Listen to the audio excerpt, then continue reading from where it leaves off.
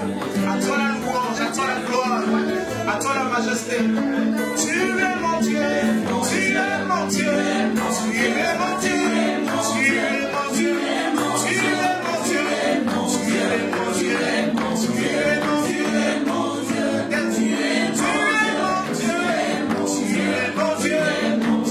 es mon Dieu, tu es mon Dieu. Gloire, louange, Seigneur, et à toi et à toi seul.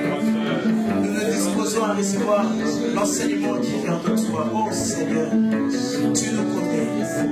Parle à nos cœurs, parle-nous, Seigneur. Parle-nous. Fais-nous tenir au travers de ta parole.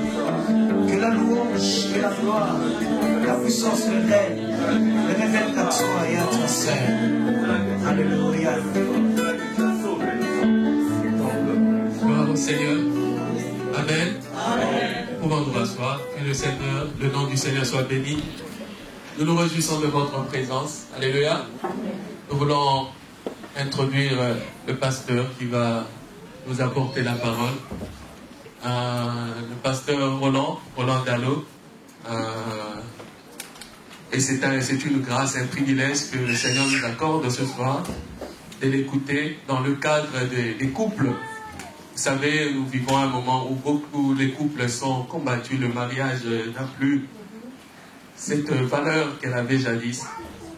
Et nous savons, au travers des enseignements que Dieu nous donne au travers de ses serviteurs, nous ferons nos mariages forts, solides, pour continuer encore.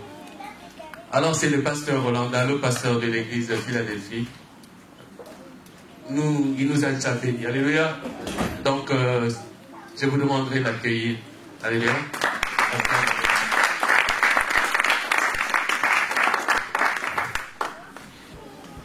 Bon après-midi à tout le monde. Je voudrais inviter mon épouse parce qu'en fait je ne vais pas enseigner seul. On va le faire en duo. Alors elle va venir, elle va introduire par la prière. Et puis nous allons commencer. Nous allons prier. Seigneur, nous nous tenons debout devant toi parce que nous reconnaissons nos limites, parce que nous savons que sans toi nous ne sommes rien. Merci de nous avoir choisis comme instruments. Nous voulons être, Seigneur, des instruments efficaces entre tes mains. Nous voulons être source de bénédiction pour ton peuple.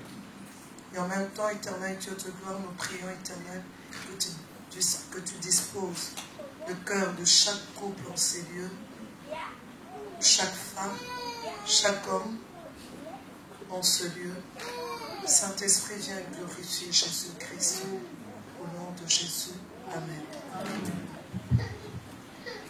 Si le thème que nous allons aborder, c'est l'infidélité conjugale, cause, conséquences et remède. Nous allons avoir cette réunion en deux temps. Dans un premier temps, mon épouse et moi, on va faire un exposé. Et puis après l'exposé, on va se diviser en petits sous-groupes qu'on a appelés ateliers où on essaiera de réfléchir. Et là, je pense que Papa Didier Kumbu reviendra pour nous aider à avoir ces ateliers. Alors, j'aimerais nous proposer quelques petits textes qui nous servent à la fois de point de départ, mais aussi d'illustration. Genèse au chapitre 38, verset 12 au verset 18. Les jours s'écoulèrent et la fille de Shua, femme de Juda, mourut. Lorsque Juda fut consolé, il monta à Timna vers ceux qui tondaient ses brebis, lui et son ami Hira la Dulamite. On a informé Tamar et on lui dit, voici ton beau-père qui monte à Timna pour tondre de ses brebis. Alors elle ôta ses habits de veuve, elle se couvrit d'un voile et s'enveloppa et s'assit à l'entrée de Naïm sur le chemin de Timna, car elle voyait que Sheila était devenu grand et qu'elle ne lui était point donnée pour femme. Judas la vit et la prit pour une prostituée parce qu'elle avait couvert son visage. Il aborda sur le chemin et dit, laisse-moi aller vers toi, car il ne connut pas que c'était sa belle-fille. Elle dit, que me donneras-tu pour venir vers moi? Il répondit, je t'enverrai un chevreau de mon troupeau. Elle dit, me donneras-tu un gage jusqu'à ce que tu l'envoies? Il répondit, quel gage te donnerai-je? Elle dit, ton cachet, ton cordon et les bâtons que tu as à la main. Il les lui donna. Puis il alla avec elle et elle devint enceinte de lui. Lisons aussi Genèse au chapitre 39, verset 7, ainsi que verset 10e. Après ces choses, il arriva que la femme de son maître porta les yeux sur Joseph et dit, couche avec moi. Verset 10, quoiqu'elle parla tous les jours à Joseph, il refusa de coucher auprès d'elle, d'être avec elle. Deuxième livre de Samuel, au chapitre 11, les versets 1er jusqu'au verset 4e. L'année suivante, au temps où les rois se mettaient en campagne, David envoya Joab avec ses serviteurs et tout Israël pour détruire les fils d'Amon et pour assiéger Rabat. Mais David resta à Jérusalem. Un soir, David s'éleva de sa couche et comme il se promenait sur les toits de la maison royale, il aperçut de là une femme qui s'est baignée, qui était très belle de figure. David fit demander qui était cette femme et on lui dit, n'est-ce pas Bathsheba, fille d'Eliam, femme d'Uri les Hétien? Et David envoya les gens pour la chercher. Elle vint vers lui, il coucha avec elle. Après s'être purifié de sa souillure, elle retourna dans sa maison. Et enfin, Jean au chapitre 8, du 1er au 3e verset. Jean, chapitre 8, 1er, 3e verset. Jésus se rendit à la montagne des Oliviers, mais dès le matin, il alla de nouveau dans les temples et tout le peuple vint à lui. S'étant assis, il les enseignait. Alors les scribes et les pharisiens amenèrent une femme surprise en adultère.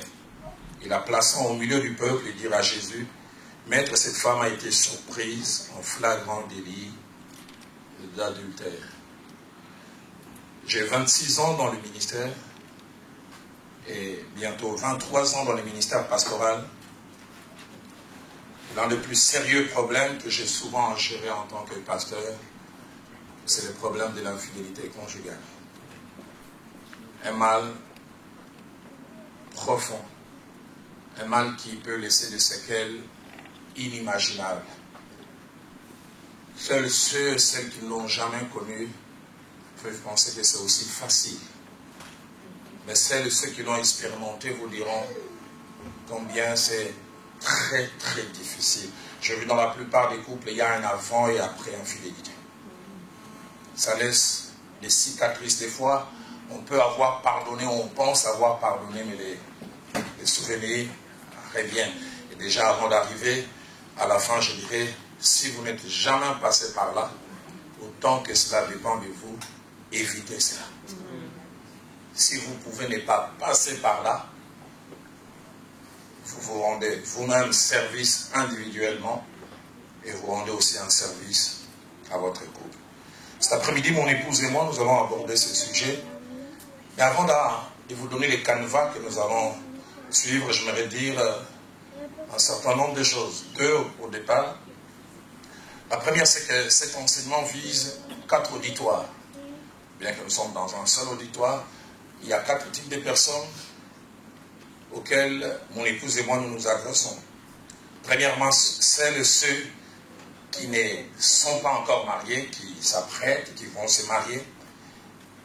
À eux, le but qui est visé, c'est qu'ils soient au courant des choses qui peuvent arriver et leurs conséquences. Qu'ils soient informés. Deuxième catégorie dans cet auditoire que nous constituons, ce sont celles et ceux qui sont déjà mariés et n'ont jamais expérimenté l'infidélité conjugale. À eux, le but de ce message, c'est de les encourager à ne jamais goûter cela. À ne jamais essayer, car c'est un mal, comme je disais, un mal profond, un mal curable, c'est guérissable. Mais comme je dis, la guérison de ce mal a un grand prix. Et comme je l'ai dit, peut laisser des séquelles inimaginables. Troisième auditoire auquel mon épouse et moi nous voulons nous adresser ce soir, c'est celles et ceux qui passent par des moments difficiles et qui sont en train de subir des pressions intérieures ou extérieures pour aller vers l'infidélité, en leur disant, n'y allez pas, n'essayez pas. Et à vous, j'aimerais vous dire un peu comme ces groupes de gens sont venus parler au prophète dans 2 Rois chapitre 4 verset 40, alors qu'ils voulaient manger une certaine nourriture, eux-mêmes ont crié la mort est dans les pots. Derrière cette nourriture apparemment appétissante, la mort est dedans. N'osez pas. N'osez pas. Certains pensent que l'infidélité, le fait d'aller à l'extérieur, est une solution, mais n'est qu'une solution apparente. Elle crée plus de problèmes que vous pensez qu'elle ne résout. 4e auditoire, c'est à ceux qui ont malheureusement expérimenté cette réalité et qui peut-être encore aujourd'hui en subissent les conséquences. À eux, nous aimerions dire, il y a possibilité de vie après l'infidélité. Il y a possibilité de vie après l'infidélité. Il y a possibilité de guérison. Il y a possibilité d'une normalisation. Ça peut avoir un coût élevé, mais c'est possible. Mais c'est possible, et surtout si vous les voulez. Comme nous le verrons vers la fin, guérir de l'infidélité n'est jamais attaché à la passivité. On ne subit jamais cette guérison. Nous participons et nous participerons à un prix fort. Nous aborderons cet enseignement, mon épouse et moi, en 5 points. Le premier point, c'est la définition que je vais aborder. Et puis nous parlerons des causes de l'infidélité. J'aborderai encore ce point. Et puis mon épouse viendra pour parler des conséquences de l'infidélité. Qu'est-ce que l'infidélité amène comme conséquence? Et puis je reviendrai pour parler de remèdes. Et puis mon épouse viendra en conclusion pour poser les bases et les fondements, les derniers fondements, afin que nous puissions retenir l'essentiel. Alors je commence par la définition. Qu'est-ce donc l'infidélité, et surtout l'infidélité conjugale? Simplement, l'infidélité conjugale, c'est le fait pour un homme ou pour une femme engagé dans les liens sacrés du mariage, de souffrir vis-à-vis de l'extérieur dans une autre relation, soit durable, soit passagère, avec une autre personne que son partenaire. Et c'est là pour différentes raisons. Donc il y a déjà l'aspect, c'est soit durable, soit passagère. Et pour différentes raisons que nous essayerons de voir tout à l'heure. Et déjà à ce niveau, je voudrais dire un certain nombre de choses, 6 au total. La première chose, c'est que l'infidélité peut avoir 2 visages. Premièrement, l'infidélité peut venir de l'homme, tout comme elle peut venir de la femme. Et déjà à ce niveau, je ne sais pas ce qu'il en est de chez vous, ici en Europe, en Occident. Chez nous, on a tendance à pardonner, à tolérer, à accepter l'infidélité venant de l'homme et à aggraver avec A majuscule l'infidélité venant de la femme. Mais en lisant la parole de Dieu, en tout cas, les deux sont autant infidélité. Deuxième des choses, l'infidélité peut être une relation passagère avec un inconnu ou une inconnue. Des fois, quelqu'un dont on ne connaît même pas le nom. Une prostituée, quelqu'un que l'on a rencontré dans une fête, on ne connaît ni le nom, ni la date de naissance, on connaît le corps au moins. Pas de relation durable, partenaire passager. Et le passage de Genèse 38, versets 12 à 18 que nous avons lu, nous montre cet homme qui s'est éloigné de sa maison, mais qui ne savait pas que celle que lui prenait pour une prostituée était sa belle-fille. Il est allé avec, et là déjà un principe très important sur lequel nous reviendrons, pour montrer que si nous n'avons pas Christ, et même quand on a Christ, les psychologues ont prouvé que la plupart d'entre nous, hommes, nous devenons très vulnérables quand nous sommes éloignés de chez nous. Un homme qui va en mission de service, un homme qui va en mutation, sa femme n'est pas là. Un psychologue disait, les hommes nous devenons vulnérables parce que quand on est seul, on exerce tous les 3 pouvoirs. Législatif, exécutif et judiciaire. Donc, On a tous ces pouvoirs ensemble et ça nous rend très vulnérables. Et cet homme de Genèse 38, éloigné de sa maison, il essaie de faire des choses que sûrement il ne ferait pas en temps normal. Et comme je disais, ça peut être un partenaire accidentel. Et sur ce plan d'infidélité, quand c'est un partenaire occasionnel, ça a toujours la connotation sexuelle. Seulement la sexualité et pas plus. Et même 2 Samuel, chapitre 11, versets 1 à 4, quand on voit l'infidélité de David avec Bathsheba, on sent qu'il visait simplement un plaisir sexuel. David ne visait même pas une relation. Il a été amorcé, attiré par la beauté physique de cette femme. Dans sa logique, c'est la femme d'un de mes lieutenants qui est sur les champs de bataille. Je vais juste m'amuser et puis je la place dans mon palmarès en disant celle-là, je sais à quoi elle ressemble. Troisième chose, dans cette introduction, l'infidélité peut aussi être une relation durable, qui peut commencer par les sexes ou pas, mais s'installer et se pérenniser.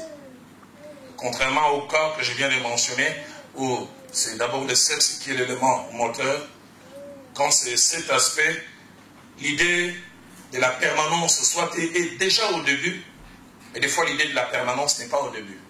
On peut être juste amusé et puis ça se transforme en autre chose. En général, il y a 4 types de relations qui deviennent permanentes dans l'infidélité. Le premier type, c'est les relations qui commencent par l'idée passagère, mais qui se pérennise.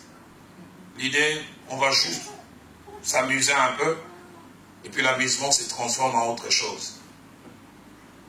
Deuxième type, on commence simplement à cause du bien que l'on s'est fait l'un et l'autre, sans savoir où cela va aboutir. Et des fois, on ne veut même pas réfléchir sur les longs termes. On se contente simplement du plaisir que l'on se donne l'un et l'autre. Le troisième type sont les relations accidentelles et qui, au moment où tout va bien chez vous, vous ne reprochez rien à votre femme, vous ne reprochez rien à votre mari, mais subitement vous faites une rencontre. Et puis qui vous accroche. Quatrième type, sont des relations voulues, recherchées, à cause d'un problème au niveau du couple. J'ai un problème, et moi-même, volontairement, des fois, je planifie. Je vais aller trouver une solution à l'extérieur. Quatrième vérité que je voudrais dire, l'infidélité peut avoir plusieurs visages en rapport avec les statuts sociaux des personnes concernées. Premièrement, elle peut concerner 2 personnes encore engagées chacune dans les liens officiels du mariage. Il est marié, elle est aussi mariée, et les 2 trichent. Mais deuxièmement, ça peut concerner une personne engagée et une autre personne pas engagée. Un homme marié qui sort avec une petite fille ou une jeune fille qui est stagiaire là où il est, ou bien une voisine du quartier, bien une femme mariée, comme je l'ai souvent vu à Kinshasa. Son mari commence à se fatiguer, il va sortir avec ses cuisiniers musclés. Célibataire, qui vient jouer les suppléants.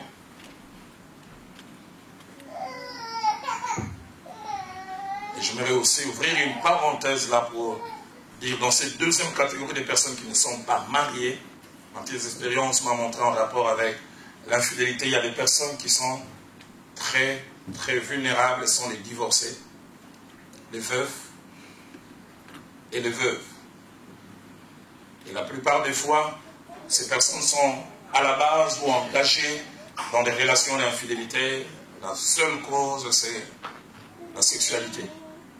Pourquoi? Parce que ce sont des personnes qui vivaient dans une relation où il y avait une activité sexuelle et sans préparation subitement, ça s'arrête.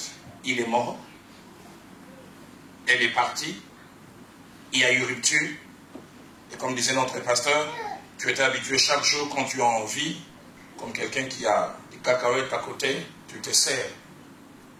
et des habitudes étaient installées, puis subitement, je me suis avoir un jour parlé avec une dame qui commençait à tricher avec une veuve qui a commencé à tricher avec un des amis de son mari.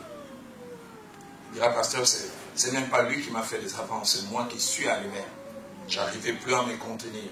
J'en parlerai plus loin parce qu'elle était une femme hyperactive sexuellement.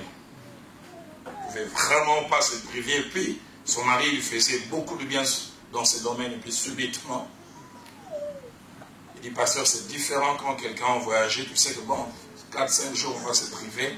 Le 5e jour, il va revenir. Mais il est mort. Donc, je me dis, la prochaine fois, c'est quand? Tu ne sais pas savoir.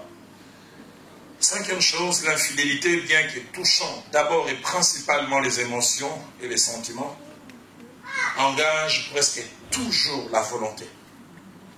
Là où il y a infidélité, il y a toujours engagement de la volonté. Pourquoi? Les psychologues disent que chacun de nos actes passe par ces 4 étapes. Premièrement, il y a l'amorce ou l'attraction. Tu as attiré.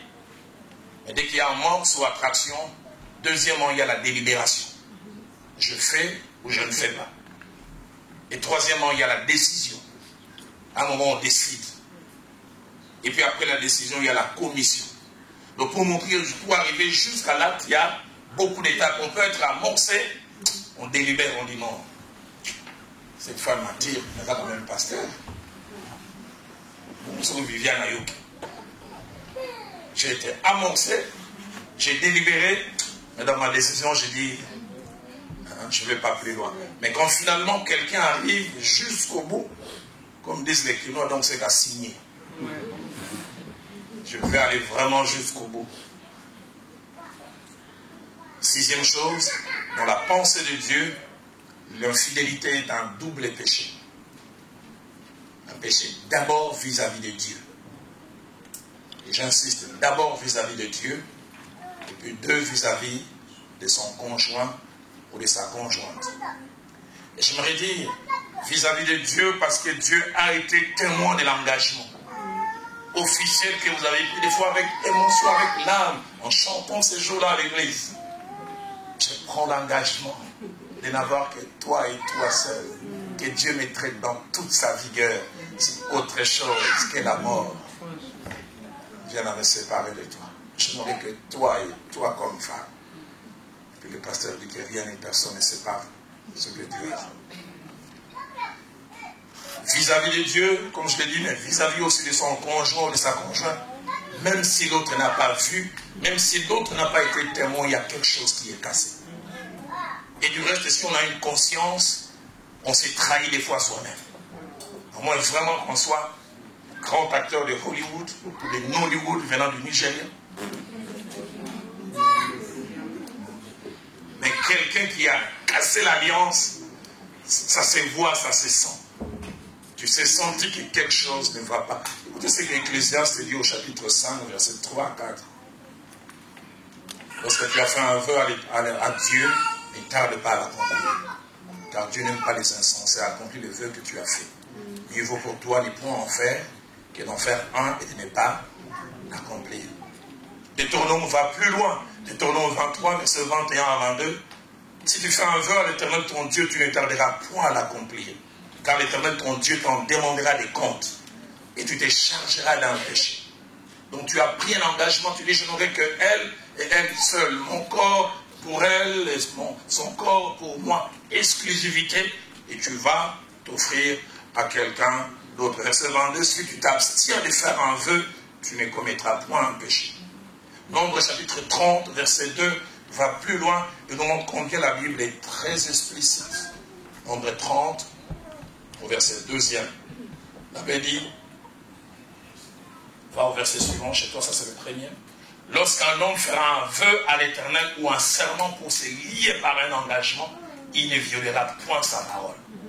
Il agira selon tout ce qui est sorti de sa bouche. Et Malachie chapitre 2, versets 13 à 14, nous montre les conséquences de l'infidélité, mais du côté de Dieu. Écoutez ce que Dieu dit. Voici encore ce que vous faites. Vous couvrez des larmes l'autel de l'Éternel, des pleurs et des gémissements. Et écoutez ce que Dieu dit, en sorte qu'il n'a plus, et c'est Dieu qui n'a plus égard aux offrandes. Vous offrez, Dieu ne veut plus voir ça. Et qui ne peut rien agréer de vos mains. Pourquoi? Verset 14. Vous dites pourquoi? Parce que l'Éternel a été témoin entre toi et la femme de ta jeunesse, à laquelle tu es infidèle, bien qu'elle soit ta compagne et la femme de ton alliance. Et là, la Bible montre que celui qui rentre dans l'infidélité entre dans l'adversité avec Dieu. Dieu n'agrée plus rien de sa part. Le deuxième point, j'aimerais parler de causes de l'infidélité. Avant de toucher les causes, j'ai trouvé bon de parler d'abord des phases. L'infidélité a toujours des phases. J'en ai reconnu 4. La première phase de l'infidélité, c'est celle que j'ai appelée la phase clandestine. On fait les choses en cachette. Et on ne veut pas que les choses soient connues. Et cette période est caractérisée par 4 choses essentiellement. Premièrement, par la duplicité. On fait tout pour qu'il n'y ait pas d'indice. On fait tout pour que l'autre ne sache pas. Je parlais un jour avec une femme qui finalement a découvert que le fameux numéro qu'il y avait sur son appareil écrit « Mon général », c'était la concubine. Et la pauvre, quand le téléphone sonnait, il a dit « Chérie, le général t'appelle ». Nom de code.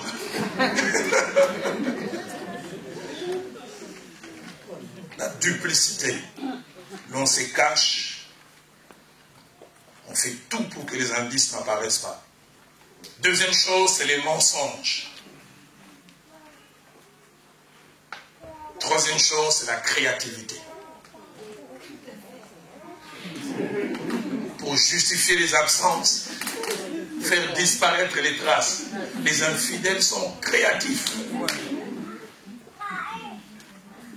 Et non, j'allais vraiment là-bas. On comprend les délivrances dans nos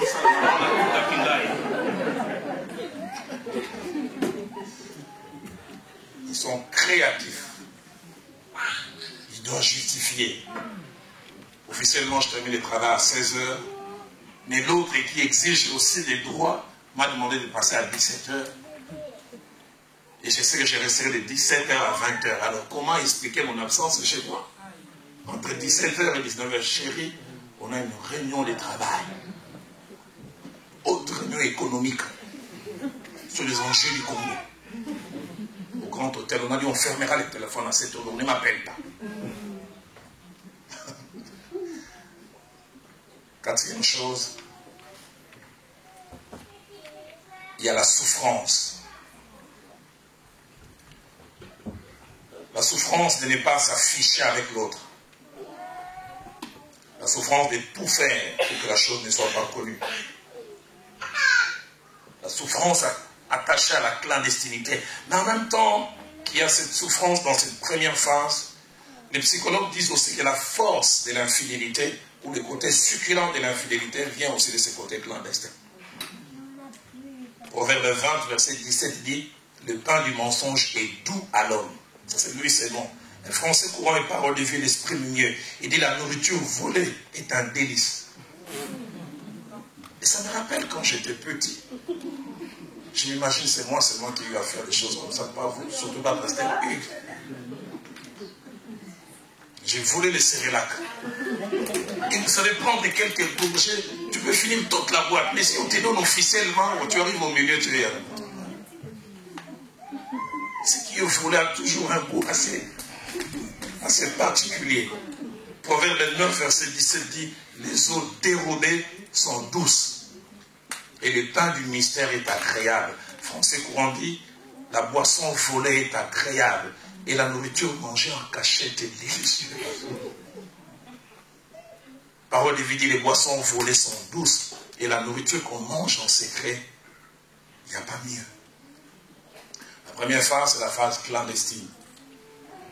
La deuxième phase, c'est celle que j'ai appelée la phase de la découverte 1. C'est-à-dire, malgré les précautions, les indices commencent à apparaître. Soit l'autre apprend par des personnes qui vous ont vu, des personnes qui en ont entendu parler, une preuve a été perçue, un message, un parfum de femme, des rouges à lèvres sur les habits. Permettez-moi d'en parler, puisque nous sommes dans une réunion des couples. Des taches de sémences sur les sous-vêtements. Ma chérie, ça vient d'où là? Je sais pas.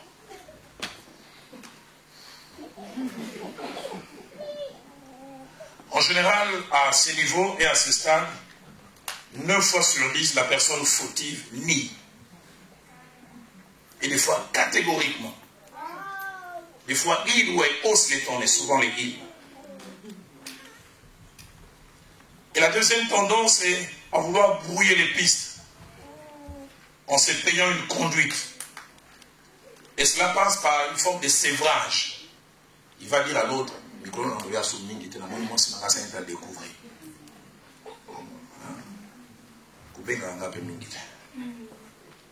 pourquoi il veut ou elle veut brouiller les pistes momentanément. La troisième phase, c'est ce que j'ai appelé la phase de la découverte 2. Et là, des indices prouvants apparaissent. Les photos qu'on a oubliées. On était allé en escapade avec la maille à pembe vert qui collait. Un mail est perçu.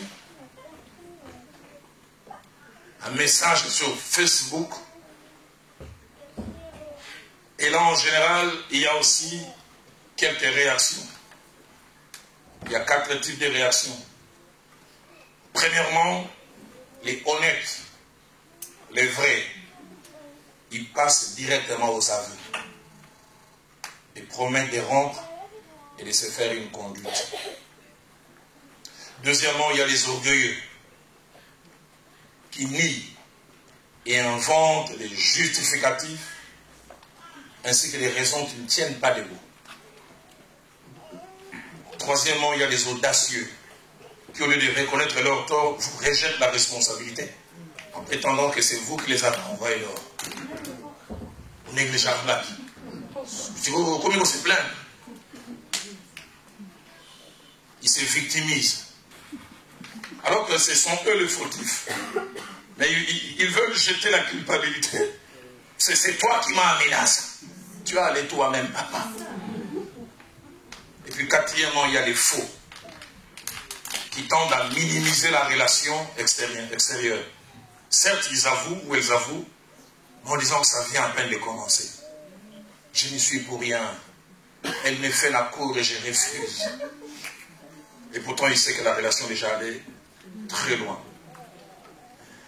Et durant cette période qui est la troisième dans cette phase, que j'ai appelée la découverte 2, la personne qui trompait l'autre et qui est découverte est souvent devant un dilemme. Elle doit régler 2 problèmes. Premièrement, les problèmes avec la personne en relation officielle, avec qui on a des engagements. Il y a une image à sauver. La tendance est le plus souvent à faire des promesses qu'on sait qu'on ne doit pas tenir. Parce que tu me fais des promesses à mon gars, mais ici. Ça c'est elle. Mais après tu dois rencontrer l'autre. Et la plupart des fois, les mêmes promesses que l'on fait ici, on les fait aussi de l'autre côté avec la personne avec laquelle on triche. Parce qu'il y a comme un attachement. Et durant cette période, la tendance c'est que la clandestinité est renforcée. La tendance à la fausseté, la duplicité est renforcée parce qu'en même temps on a fait des promesses d'arrêter d'un côté. On sait qu'on n'est pas encore prêt à arrêter. On prend toutes les précautions pour que cette autre relation ne soit pas connue. La quatrième phase, c'est la phase finale qui cache 2 options. Et dans cette phase, il y a 3 possibilités. La première, soit l'on casse avec la relation temporelle, en pleurant, en souffrant, pour sauvegarder la première relation qui est officielle. soit certains lèvent l'option de casser ce qui était durable pour aller vers ce qui était passager. Troisième option, certains commencent à jongler avec le deux. Et des fois, disons sincèrement qu'ils ont arrêté, mais sincèrement aussi, ils se retrouvent de l'autre côté. On en parlera tout à l'heure. Et les causes. Si l'infidélité est un acte unique, elle a plusieurs causes. C'est-à-dire plusieurs raisons qui font que les gens se mettent à être infidèles. Je parlerai d'abord de 7 raisons attachées à la personne qui devient infidèle. La première raison, c'est le fait de ne pas appartenir à Dieu et véritablement appartenir à Dieu. Venir à l'église est une chose. Tous les venants à l'église ne sont pas des enfants de Dieu. 1 Corinthiens chapitre 2, verset 14 parle de l'homme animal qui ne connaît pas les choses de Dieu, mais celui qui connaît véritablement Dieu. Romains chapitre 1er, verset 20, verset 24, ainsi que verset 28, nous parle de ceux qui se sont égarés dans leurs pensées et dans leur cœur, sans intelligence et qui ont été plongés dans les ténèbres. Et verset 24 parle de ceux que Dieu a livrés à l'impureté selon les convoitises de leur cœur, en sorte qu'ils déshonorent eux-mêmes leur propre corps. Le verset 28 parle de ce que Dieu a livré à leur sens réprouvé pour commettre des choses indignes. Le verset 29 dit même qu'ils sont remplis de toute espèce d'impureté. Et 2 Pierre chapitre 2 verset 14 parle des personnes qui ont les yeux pleins d'adultère et qui sont insatiables. Un jour, je suis en train de gérer un problème d'un couple. La femme se retourne et dit, papa, oh,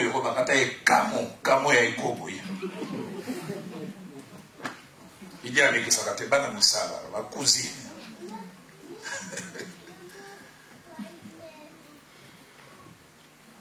Le fait de ne pas connaître le Seigneur. Deuxième cause, c'est d'estimer d'avoir raté son mariage. C'est pourquoi ceux et celles qui veulent se marier, mariez-vous bien. Il a engrossé une jeune fille. Bon, puisque je l'ai engrossée, je la prends au mariage. Pas tellement l'amour. Elle m'a tellement aidé quand on était à l'université. Je ne l'aimais pas beaucoup, mais c'est elle qui m'aidait. Je la récompense.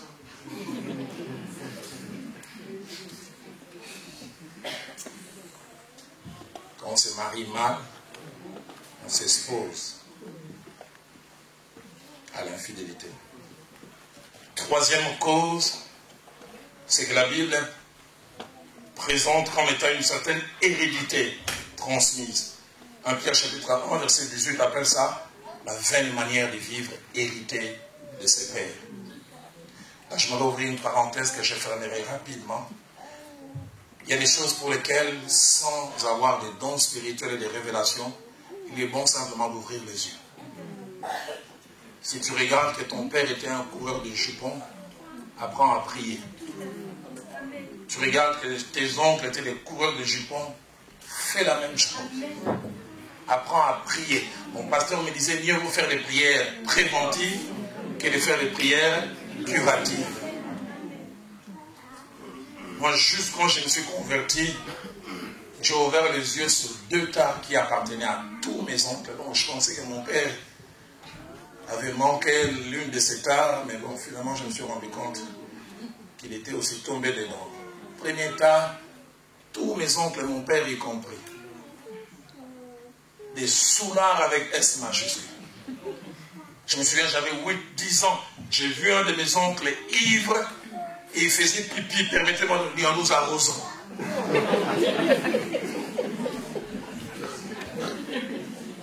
Mon père, un directeur d'école primaire, le seul jour où je le voyais lucide, c'était dimanche. Brillant intellectuellement, il quittait la maison le matin, il rentrait chaque fois ivre. Les jours où il ne rentrait pas ivre, vous dites qu'il manquait d'argent. Combien de fois, je parlais ramasser mon père au coin, il dit, à quoi il n'a pas. deuxièmement, tous mes oncles ont eu des enfants en dehors de la maison. Tous. Je pensais que mon père avait vaincu ça jusqu'il y a quelques années que j'apprenne. Nous avons une soeur qui a même âge que moi.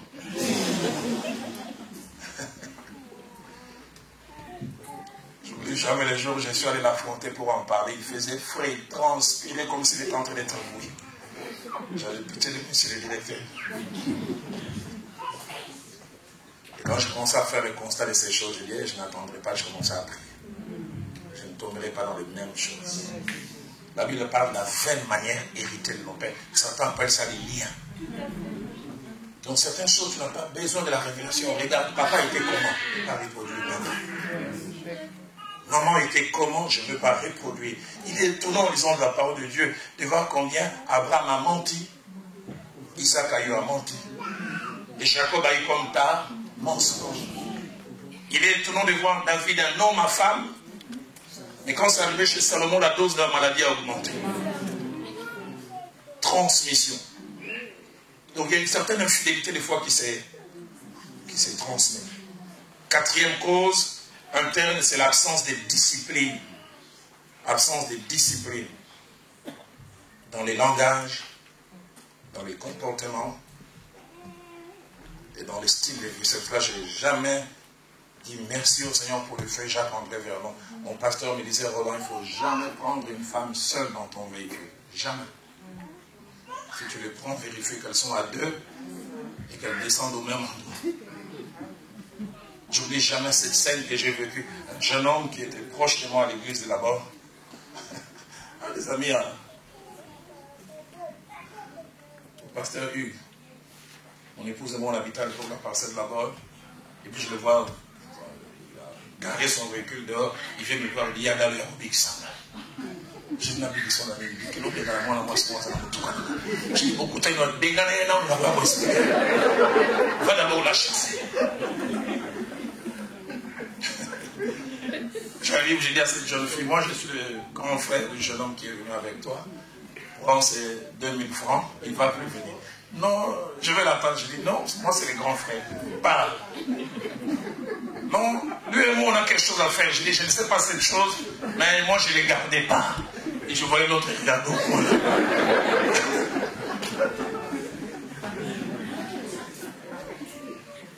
Après quand la fille part, je vais lui dire, mais qu'est-ce qui s'est passé? Je dis, non, j'étais en train de monter avec mon véhicule, j'arrive vers Saint-Luc, je vois une jeune fille qui avait pourtant non pas une jupe, mais une jupette. Déjà, elle était courte. Elle est montée devant, elle s'est assise, vous imaginez? Il dit, alors, on roulait 2-3 fois, j'ai regardé. Puis il m'a posé la question, c'est venu là-haut. Ça t'a plu? Les filles d'église, elles sont terribles. Est-ce qu'elle a constaté que tu regardais? Tu es une femme foncée comme moi, et puis celle qui monte là, elle est jaune comme une mangue. Madame, ça va voter. Il dit, je ne sais pas d'où est venue la réponse. Je dis, oui, dans cette élément. Il dit, ok. Alors, à tel endroit. Il dit, ce n'est qu'en rentrant que je disais, mais je suis enfant de Dieu. Et puis, je suis marié, comment est-ce que je rentre? Et puis, il dit, je me suis souvenu, il y a d'abord bêtise.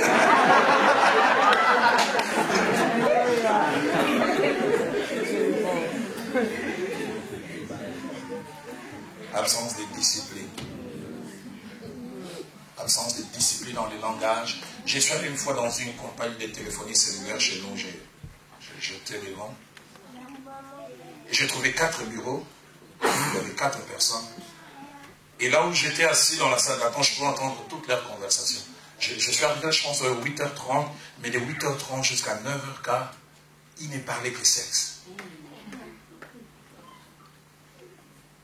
Et j'ai entendu une femme, on me dirait qu'elle était mariée, elle disait, il m'a sauvé un vieux robot, c'est à moi, c'est là. Et puis j'ai vu quelqu'un me dire, après, oui, c'est vrai, une autre était avec son computer, et les images qui étaient regardées, c'était des images pornographiques. Au bureau. Légèreté, absence de discipline.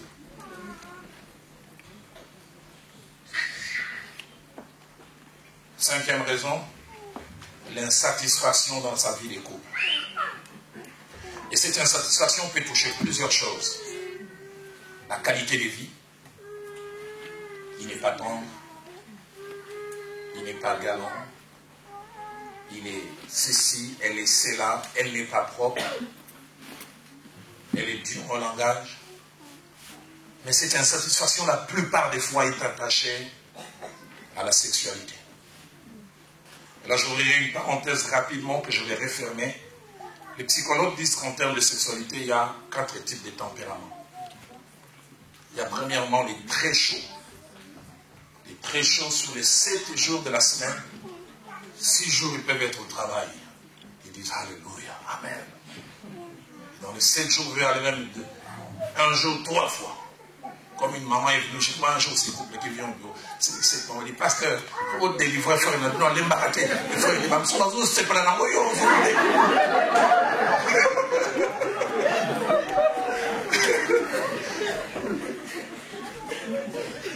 très chaud.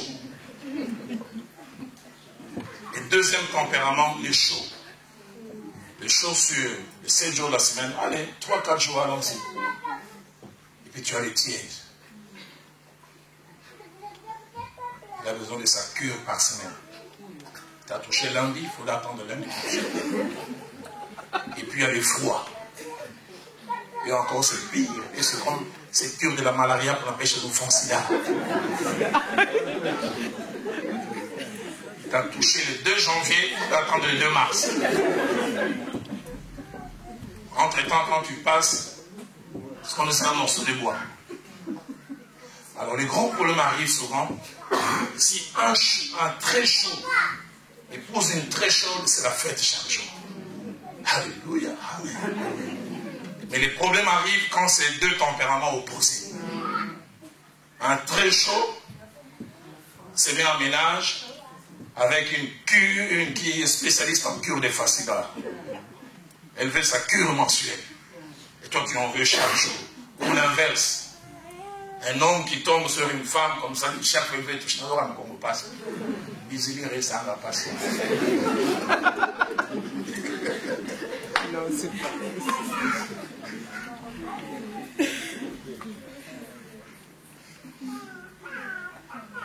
C'est pourquoi il est bon, nous encourageons souvent, quand j'enseigne aux jeunes qui veulent rentrer dans le mariage, il n'y a que Dieu qui connaît votre tempérament sexuel. Priez que Dieu vous associe à quelqu'un qui a le même tempérament sexuel que vous. Ou qui a un tempérament sexuel qui est proche. Mais je donne aussi comme conseil, nous donnons aussi comme conseil, s'il arrive que vous épousez quelqu'un qui a un tempérament différent, il y a un effort à faire de part et d'autre. Oui. Celui qui a les tempéraments les moins fougueux est appelé à rehausser un peu son niveau. Mais celui qui est aussi très chaud est appelé à opérer un peu. Et sur ce plan, le feu Jacques-André Vernon nous disait toujours que dans la vie des couples, le mariage a 2 termes. Plutôt la vie sexuelle a 2 termes. Le premier terme, c'est l'offrande. Et l'offrande, on la donne volontairement. Le deuxième terme, c'est l'impôt. L'impôt, on paye. Hein? Pas compris. Il y aura des jours où tu te donneras à l'autre parce que tu as envie. Il y aura des jours aussi où tu seras obligé de te donner à l'autre parce qu'il a, elle a. Ce qui fait que des fois dans les couples, il y a un problème. Toi, tu veux qu'on ne fasse que quand toi tu as envie. Mais il y aura des jours où tu auras envie, je n'aurai pas envie. Et la plupart des fois, on a tendance à se venger. J'attendrai le jour où tu es le plus en chaleur. Je peux te faire sentir ce que j'ai senti. Et quand cette insatisfaction touche la sexualité, certains vont dehors. Mais il y a aussi, 6e, l'absence de contentement. L'absence de contentement. Et l'absence de contentement est liée au problème ponctuel, ou des fois un problème permanent. Éloignement d'un conjoint. Il est envoyé en mission de service, il est envoyé en formation, en stage. Indisponibilité due à la maladie. Grossesse difficile. Non, parce qu'il a une grossesse assez difficile, les 3 premiers mois, pas de rapport sexuel. Et pour certains, 3 mois, c'est comme une éternité.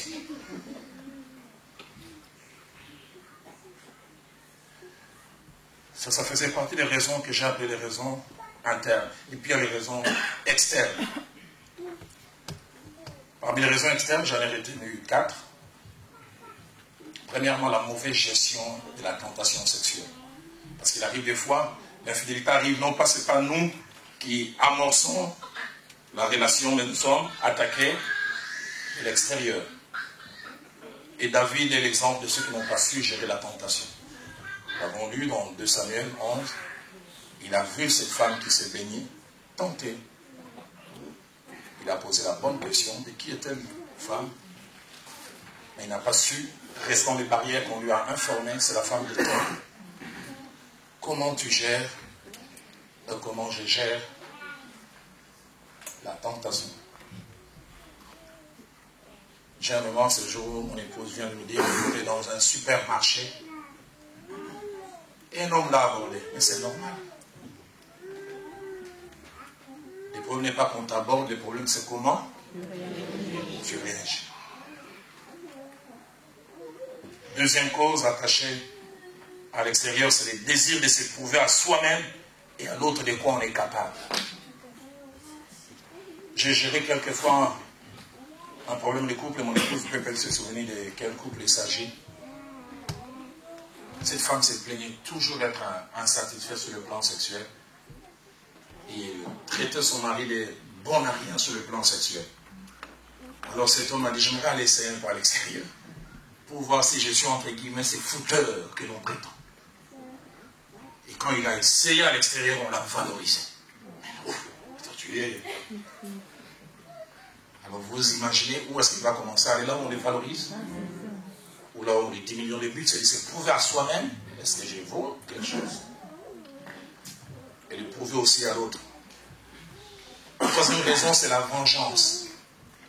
Il arrive de ceux qui tombent dans l'infidélité par vengeance. Il m'a trompé, je vais lui montrer aussi.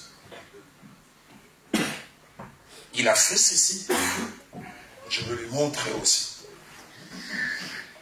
Et puis il y a aussi la négligence et le délaissement de l'autre. Je sais que vous, ici en Occident, vous n'avez pas trop ces choses, vous avez tellement de modèles différents. Nous, en Afrique, on a souvent ce problème. Ma femme, c'est un acquis, je n'ai rien à faire. Et puis en plus, elle est chrétienne, elle craint Dieu.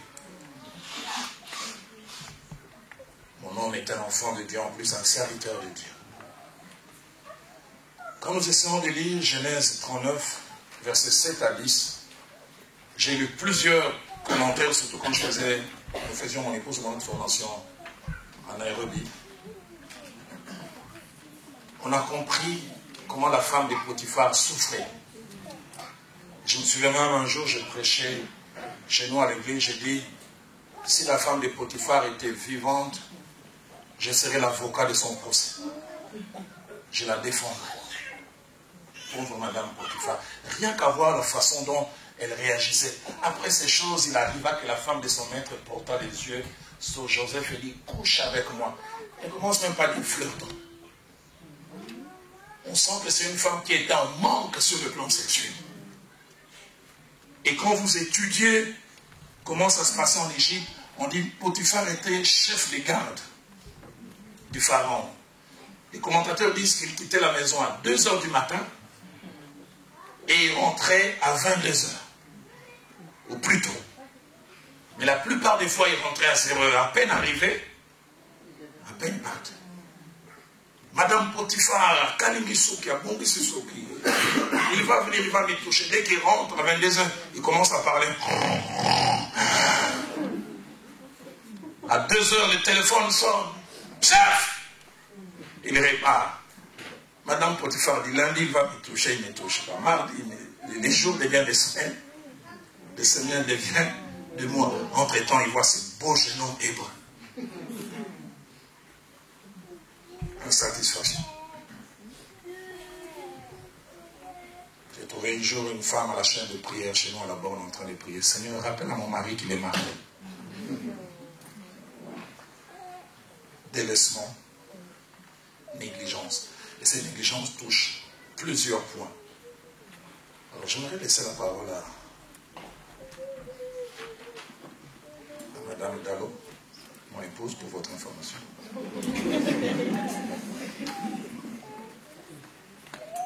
Je ne sais pas si elle est satisfaite ou pas.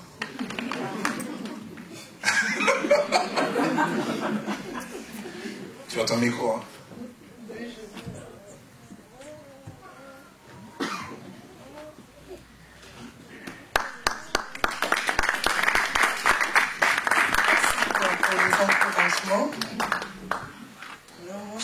Je vais parler des conséquences. Jusque-là, en tout cas, c'était très intéressant. Et je prie Dieu que chacun de nous reçoive sa part. Alors, les conséquences, nous allons les aborder en 5 points. Le premier point, au niveau de la personne trahie. Le deuxième point, au niveau de la personne fautive. Le troisième point, au niveau du couple. Le quatrième point, au niveau de la famille. Par là, nous voyons en premier les enfants. Au cinquième point, au niveau de l'Église. Le premier point, au niveau de la personne trahie. Au niveau de la personne trahie, la première conséquence, c'est la déception et la douleur. C'est ça que cette personne ressent. Elle est déçue, elle ressent beaucoup de douleur, elle a très mal. La deuxième conséquence, la confiance disparaît. Tout s'écroule comme un château de sable, parce que le mariage a 2 piliers, l'amour et la confiance. Nous sommes d'accord avec ça? L'amour et la confiance. Et quand il y a trahison comme ça, la confiance disparaît automatiquement. Et le manque de confiance entraîne premièrement la susceptibilité et la frigidité. Parce que la personne trahie aura de la peine plutôt à tourner la page, et cela va diminuer l'intimité entre l'homme et la femme. Le fait qu'elle a mal, le fait qu'elle est déçue, elle aura du mal à tourner la page. Elle va chaque fois commencer à penser à cette histoire. Comment moi je ne vaux, pourquoi il est allé ailleurs? Est-ce que moi je ne suis pas assez suffisamment belle? Moi je ne le satisfais pas suffisamment assez? Est-ce que je suis moins jolie? Qu'est-ce qui ne va pas dans mon corps en fait? Et ça peut aller dans les 2 sens. Mais c'est surtout chez la femme. La femme se sent fortement diminuée. Troisième conséquence, les maladies.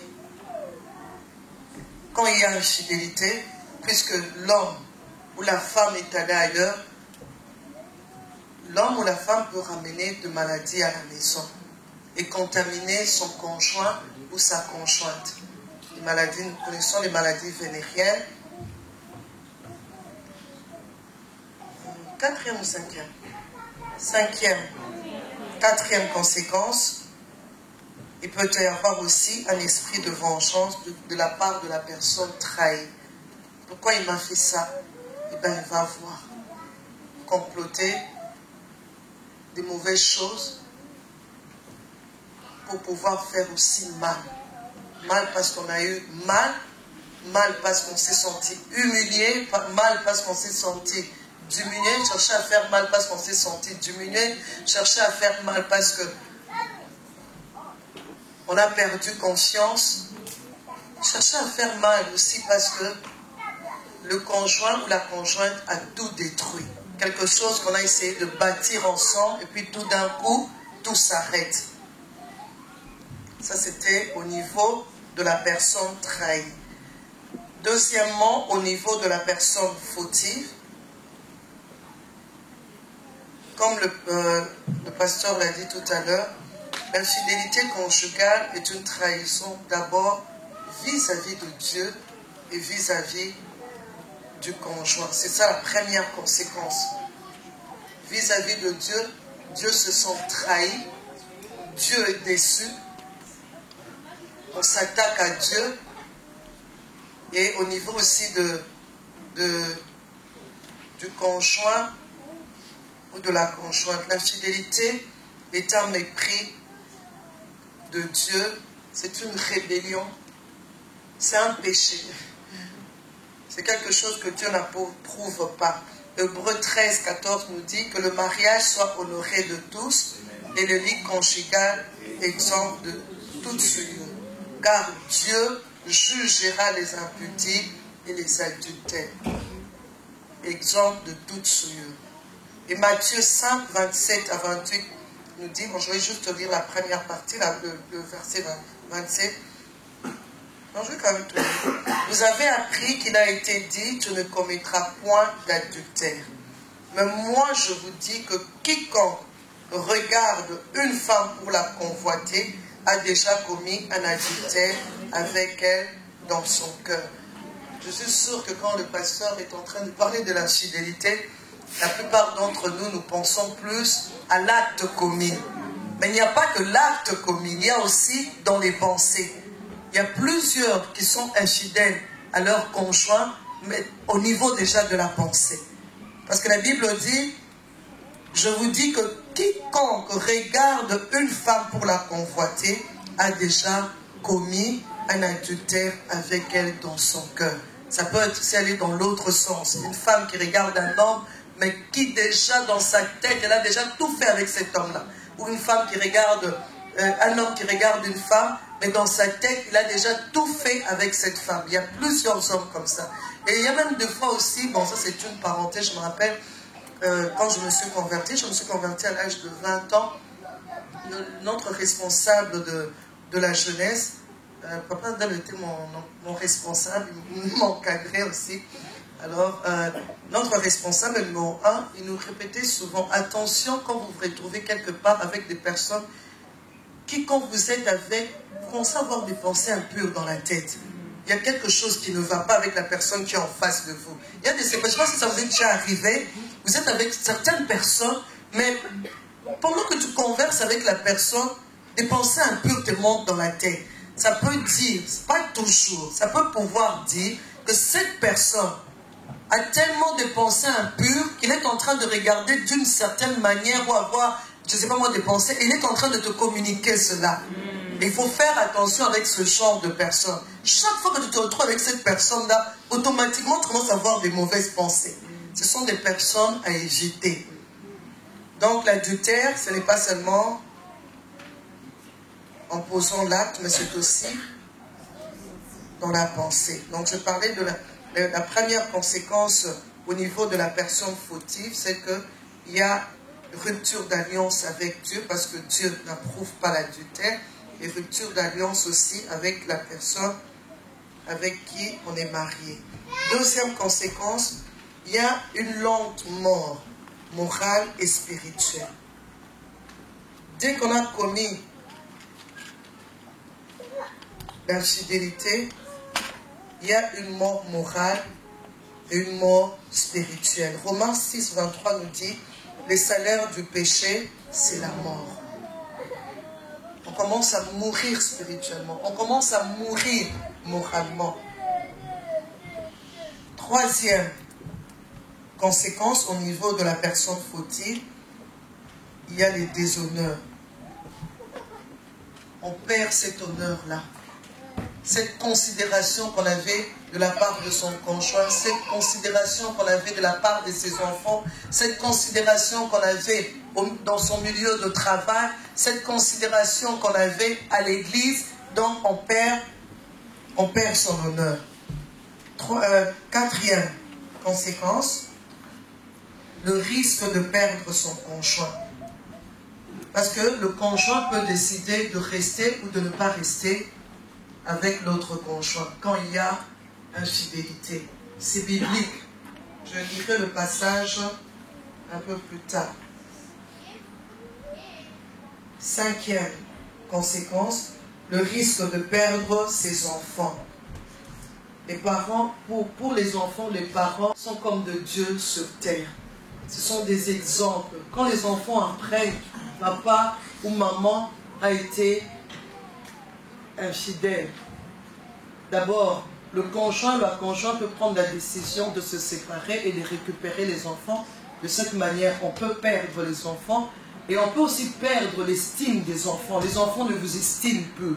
Les enfants commencent à vous regarder d'une certaine manière, sans considération. Vous décevez les enfants et ça peut aussi les affecter plus tard dans leur vie. Le risque de perdre aussi durablement la conscience de l'autre. C'est une conséquence. Lorsqu'on a été infidèle, on doit comprendre, on doit savoir qu'il peut y avoir aussi cette conséquence. Le conjoint ou la conjointe qu'on a trahi peut prendre du temps pour redonner la conscience.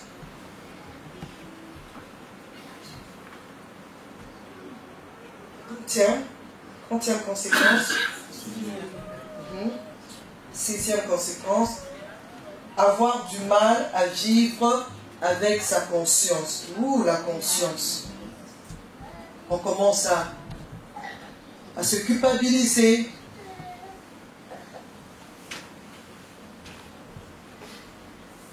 À cause du mensonge, à cause de la créativité. On nous a parlé du mensonge, de la créativité. On devient inventif et tout ça travaille notre conscience. Pendant que nous sommes en train de tromper notre conjoint ou notre conjointe, notre conscience aussi ne reste pas tranquille. Une personne infidèle, à moins que... Parce que certaines personnes arrivent à tuer la voix de la conscience. Mais tant que la conscience fonctionne encore, en tout cas, la conscience nous met mal à l'aise. On ne dort plus bien, on cherche on cherche à trouver le prochain mensonge, on cherche à créer, donc ça ne marche pas. On ne dort pas en paix, on est agité. Et la septième conséquence, on devient faux sur le plan financier. Puisque il y a maintenant deux ménages. Il faut donner de ce côté, il faut donner aussi de l'autre côté. Et voilà, il faut aussi trouver de l'argent pour ça. On triche au niveau du travail, des fausses factures, parce qu'il faut avoir de l'argent. Elle est exigeante, la première est exigeante, la deuxième aussi, elle est exigeante. Surtout la deuxième. Oui, les deuxièmes sont toujours plus exigeantes que la première. Mais bizarrement, les péchés avilissent, hein. Les péchés rendent aveugle. Il y a des choses que tu feras pour cette deuxième que tu ne te permettras jamais de faire pour la première. Ou la deuxième va te faire des choses que tu n'accepteras jamais que la première te fasse faire. Elle va t'exiger, non, moi je veux absolument 10 000 $ aujourd'hui. Tu peux même aller voler pour ça. Huitième conséquence, les maladies. Nous en avons parlé avant, je crois. Hein? Oui, on a parlé de la maladie pour la personne trahie, mais maladie aussi pour la personne fautive.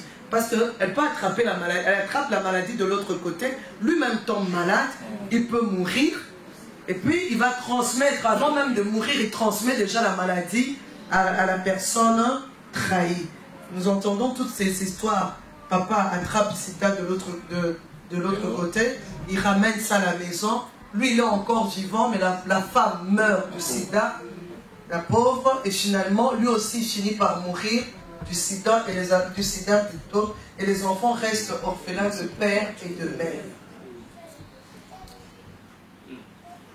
1 Corinthiens 6,16 nous dit: ne savez-vous pas que celui qui s'attache à la prostituée est un seul corps avec elle? Car, est-il dit, les deux deviendront une seule chair.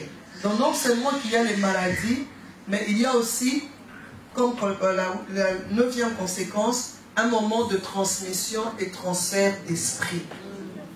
Beaucoup de gens ne tiennent pas compte de cela, oublient cette chose-là.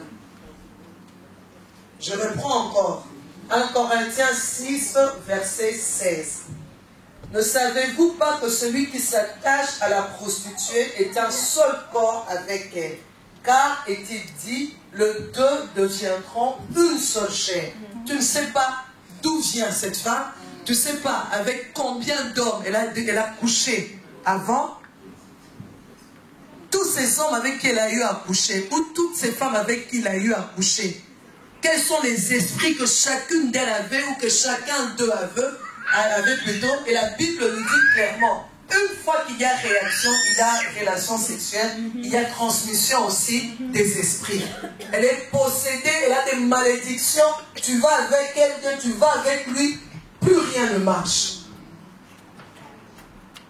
Tu ne te sens plus bien, à la maison ça ne va pas, ton travail ça ne marche plus, les finances ne suivent plus, tu changes dans le caractère, et puis non seulement, au lieu que ça s'arrête à toi, mais tu transmets aussi maintenant à la personne trahie, la pauvre. Tu viens avec tous ces démons-là que tu allais prendre par-ci, par-là, et tu viens aussi, tu transmets aussi à ton conjoint ou à ta conjointe. Troisième, les conséquences au niveau du couple. Au niveau du couple, les émotions sont plus vives. Quand il y a infidélité, il y a plus de colère et de disputes. Parce qu'il y a toute incompréhension. Dès qu'on découvre aussi, il n'y a plus... Les nerfs sont irritables. La personne fautive s'énerve à tout moment, a tout le temps l'impression que tu vas encore me tromper. Ah, tu viens encore de dire encore un mensonge. Ah non, non, non, c'est pas encore... Non, non, non, non. Donc, c'est chaque fois, elle est sur la défensive. Elle est sur la défensive. Et la personne aussi qui a... La personne fautive, à ce moment-là aussi, commence à vouloir exiger, imposer que lui, il a changé. Que ce n'est plus la même chose. Pendant qu'il est en train de commettre cet acte, il voudrait absolument qu'on le comprenne. Parce que quand on a menti une première fois, on veut mentir une deuxième fois pour rester cohérent. On va mentir encore une troisième fois, on va mentir encore une quatrième fois, mais le problème est que la personne en face de nous n'est pas toujours bête. On arrive à comprendre, mais finalement, il y a quelque chose qui ne va pas. Et à ce moment-là, ce sont des disputes. La relation devient bouleversée. Toujours au niveau du couple, les finances, comme je l'ai dit tout à l'heure, vont en pâtir. Parce qu'il y aura maintenant 2 ménages. Troisième conséquence au niveau du couple, le divorce. Si vous avez bien compris, je suis en train de parler des conséquences pendant l'infidélité et des conséquences aussi après l'infidélité, après que la personne se soit repentie, bien qu'on ait découvert l'acte d'infidélité. Matthieu 19, 9 nous dit, « Mais je vous dis que celui qui répudie sa femme, sauf pour infidélité, et qui en épouse une autre, commet un adultère. » Le seul endroit dans le Nouveau Testament où Jésus accepte le divorce, c'est quand il y a cas d'infidélité. Et j'aime ce qu'un auteur a dit. Il a dit, dans ce cas ici, le divorce n'est pas un devoir, mais c'est un droit. Et le pardon, dans ce cas, est un devoir. Je me fais comprendre? Parce que souvent, on voudrait faire du pardon un droit. Non. C'est le divorce qui est un droit. Parce que tu peux décider de divorcer ou de ne pas divorcer. Je décide, puisqu'il m'a trompé et qu'il y a la possibilité de partir, moi je pars. Parce que Dieu accepte le divorce seulement en cas d'infidélité. Puisqu'il y a eu infidélité, comme c'est mon droit de partir, je pars. Mais le pardon est un devoir. Nous chrétiens, nous sommes appelés à pardonner. Quel que soit le problème. Mais c'est vrai, c'est pas facile. Je ne le souhaite pour personne, ni pour moi-même. Je ne le souhaite vraiment pour personne. Mais Dieu nous appelle à pardonner. Il y a un silence. Ce n'est pas pardonnable. Hein? Pardon? Oui. Quelqu'un dit réfléchir et pardonner. Oui, parce qu'il y a le droit et il y a aussi le devoir. Donc je dois réfléchir. Quelqu'un dit oui, il faut réfléchir, mais je crois. Je crois. Il y a quelqu'un qui dit, ah, pardonner. Je le souhaite en tout cas pour personne, ni pour moi. Mais Dieu nous appelle à pardonner. Moi, je parle plus aux hommes. Parce que les hommes, on les pardonne toujours. Mais les femmes, les hommes pardonnent. Ah, merci, eux-mêmes, ils ont répondu difficilement. Donc, je vous dis que celui qui répudie sa femme, sauf pour infidélité, et qui en épouse une autre, commet un adultère. Quatrième point, au niveau de la famille. Donc, conséquence au niveau de la famille. Les enfants seront fragilisés.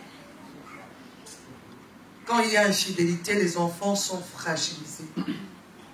Spirituellement fragilisés, surtout spirituellement. Parce qu'à ce moment-là, ce sont des portes ouvertes. Le diable vient parce que l'homme est le chef de la famille, n'est-ce pas? Et la femme est soumise à l'homme. Et les deux, ce sont des parents et ils sont une couverture pour les enfants. Quand l'un d'eux arrête, rend son alliance avec Dieu, donc c'est une porte qui s'ouvre, où le diable peut entrer et venir faire n'importe quoi sur les enfants. Souvent on a l'impression, on se dit non, les conséquences, ça n'arrivera que dans ma vie. Non, non, non, c'est surtout les enfants. Les enfants sont fragilisés. Des années plus tard, on remarquera, non, l'enfant, voilà ce qui se passe, voilà ce qui se passe. Et à ce moment-là, on ne fait plus les liaisons de cause à effet. On va se dire, non, mais comment cet enfant réagit comme ça? On oublie que non, ce sont les actes que nous avons eu à poser. Nous n'avons pas bien réglé ces actes-là. Nous n'avons pas demandé pardon à Dieu. Nous ne sommes pas réconciliés avec Dieu. Et on est étonné que plus tard, que dans la vie de nos enfants, les choses ne marchent pas. Parce que celui qui est infidèle transmettra une conception des couples qu'un enfant traînera longtemps. Oui, l'enfant aura une conception de couple. Bon, c'est ça. Dans le couple, on peut tromper. On peut se tromper, ce n'est pas grave. Papa peut mentir, ce n'est pas grave. Maman peut mentir, ce n'est pas grave. Mais les enfants, moi je dis, les enfants sont très sensibles. Les enfants observent beaucoup. Moi, je me rappelle quand j'étais jeune fille, j'étais vraiment, je pouvais avoir peut-être 13, 14, entre 13, 14 ou 15 ans par là. Ma mère, souvent je l'accompagnais pour aller acheter le pain. Et un jour, un monsieur l'a approché. J'étais vraiment jalouse. J'étais petite, hein. Je ne comprenais rien. Ce monsieur l'a approché. Elle s'est arrêtée là, parler longtemps avec ce monsieur. Je ne sais pas, mais j'étais très énervée. Puis, quand elle est revenue vers moi, j'ai dit, maman, c'est qui? Elle m'a dit, non, c'est un monsieur, il voulait... Je dit, mais pourquoi vous avez parlé longtemps? Et elle n'arrêtait pas de me dire, mais ça te dérange qu'on parle longtemps? Je me dis, mais lui n'est pas papa. Puis il parle avec toi longtemps, et puis il rit avec toi. Et toi aussi, tu riais, tu souriais. Je n'avais que 13, entre 13 et 15 ans, je ne me rappelle plus très bien, mais j'ai ressenti des choses. Souvent, on a l'impression, puisque ça s'est passé à des milliers de kilomètres, je veux rentrer comme si de rien n'était, mais on oublie que tout part du spirituel. Si spirituellement quelque chose s'est passé, automatiquement ça va affecter les enfants. C'est des fois inexplicable, mais c'est une réalité et c'est vrai.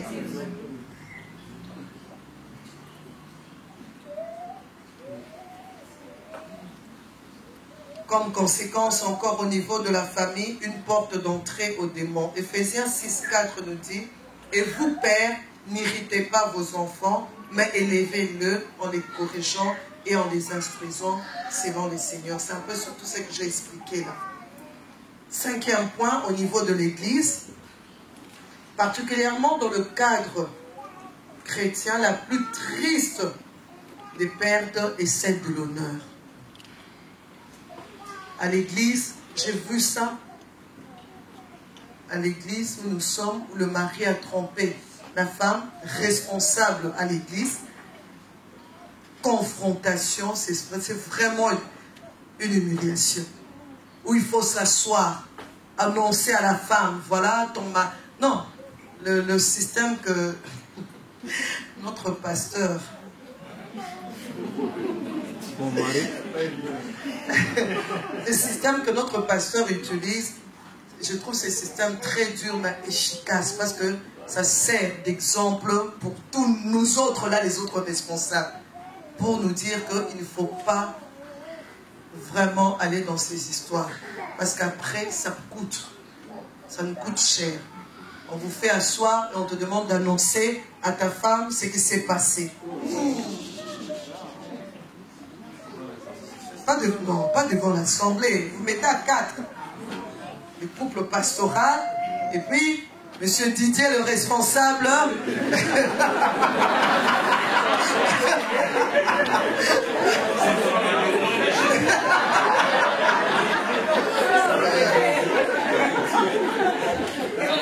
Parce que cette confrontation peut bien se passer à 4. Mais les autres finiront par remarquer qu'il y a quelque chose qui ne va pas. Et à ce moment, il faut penser aux enfants. Il faut penser à la femme. Parce que la femme aussi a ses responsabilités à l'église. On ne va peut-être pas la mettre aussi sous discipline, mais les gens vont commencer à la regarder avec des yeux. Hein? Donc c'est une humiliation. L'honneur part. Et pour récupérer cet honneur-là, ça devient très difficile. Dieu va pardonner le couple. Le couple va demander pardon. Ça se passe toujours comme ça. Nous rentrons dans la présence de Dieu. Seigneur, pardonne. Dieu pardonne. Le couple lui-même va survivre à cette épreuve. Mais il faudra beaucoup de temps pour que la conscience de Jean revienne. Et ça, c'est une conséquence qu'il faut vraiment chercher à éviter dans la vie.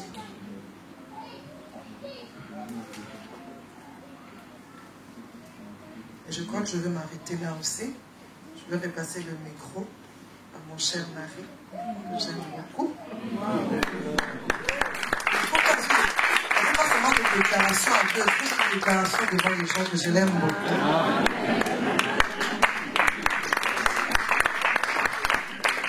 Moi, j'ai bien dit.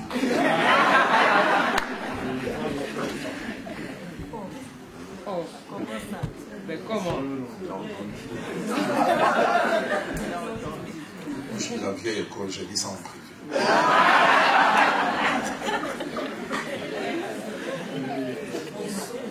Alors, je voulais parler des remèdes. Maintenant qu'il y a l'infidélité conjugale, ça invite. Qui fait? Mais en termes de remèdes, je ne vais pas seulement parler de quand ça s'invite, je vais l'aborder en 2 points, puis je remettrai mon épouse pour la conclusion. Il y a 4 remèdes que je place avant. Et parmi ces remèdes, premièrement, c'est la prévention. L'une des meilleures choses à faire autant que possible, c'est éviter l'infidélité. L'éviter avec toutes ses conséquences. Si autant que vous et moi nous pouvons faire. Proverbe chapitre 22, verset 3 dit, l'homme prudent, d'autres versions disent, l'homme avisé voit les mal et il se cache. Évitons cela. Dirigé élément, parmi les éléments que l'on peut utiliser comme remède, c'est la conversion authentique. La version authentique qui nous rend capable de mener une vie dirigée par l'Esprit. Il avait dit, si quelqu'un est en Christ, il est une nouvelle créature. Les choses anciennes sont passées, voici toutes choses sont devenues nouvelles. Galates 5, 17 dit, celui qui a l'Esprit de Dieu, il ne va pas faire des choses, des fois qu'il a envie de faire. Celui qui est un véritable enfant de Dieu, il y a certaines choses, il ne les fera pas, non pas parce qu'il n'a pas envie de les faire, mais parce qu'il a décidé de ne pas les faire. Le feu pasteur vraiment disait toujours, il dit, ma relation avec ma femme, c'est comme si j'ai ramassé une belle fleur, mais sur le chemin de la vie, je vois aussi d'autres belles fleurs, je les apprécie, mais je garde la mienne. Amen. véritable conversion. Et troisième remède, c'est résister aux sollicitations, ainsi qu'à la tentation. Résister à cela. Jacques 4, c'est dit, soumettez-vous à Dieu et résistez au diable. Il fuira loin de vous. Corinthiens 10, 13 dit, aucune tentation ne vous est survenue qui n'ait été humaine. Et Dieu qui est fidèle ne permettra pas que vous soyez tentés au-delà de vos forces. Mais avec la tentation, il préparera toujours les moyens. Donc si finalement on arrive à tomber, c'est qu'on l'a voulu. Un papa vient un jour au pasteur Sambela Ponangai. Il faut te bassi, balayer qui tombe.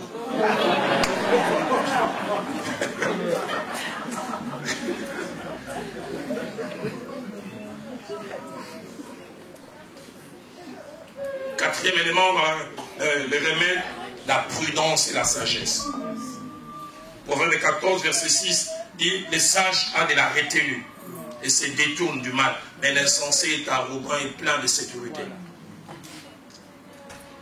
Non, ma femme va aller en voyage, je vais rester avec sa petite soeur de 18 ans. L'absence de sagesse, l'absence de prudence. Chez nous, à Kinshasa, on dit Banga Makambo.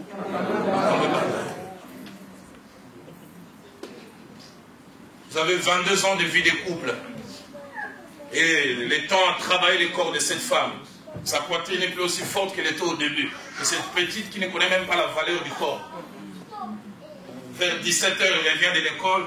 Elle s'est échangée avec quelque chose de transparent. T'entends. Elle n'a aucune idée du pouvoir du corps. Toi, tu commences à regarder.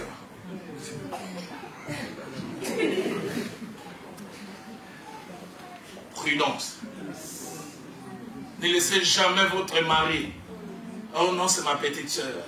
C'est ma cousine qui est venue de Bolobo. Elle était intercesseuse là-bas. Elle, je n'ai pas peur. Ah.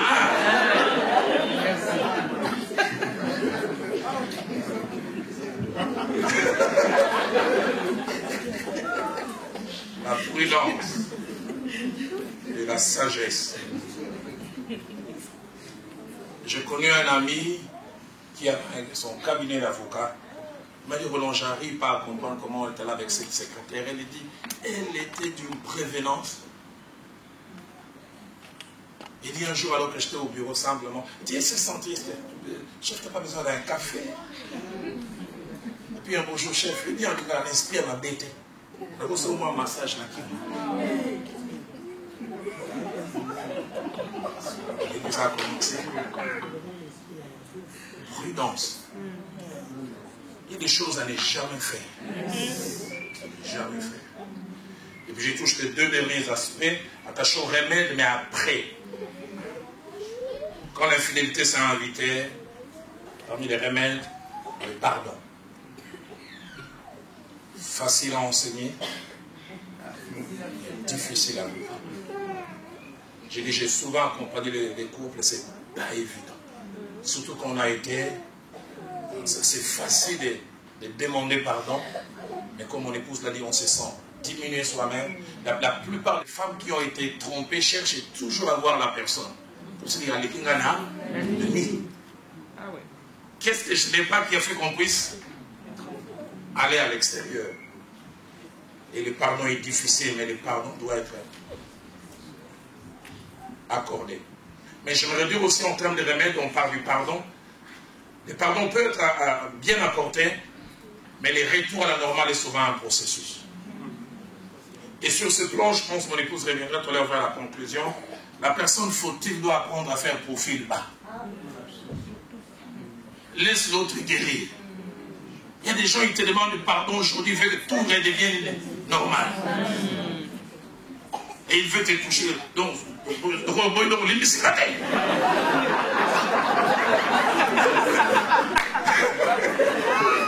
ne sais pas ce que j'ai ressenti. Un processus.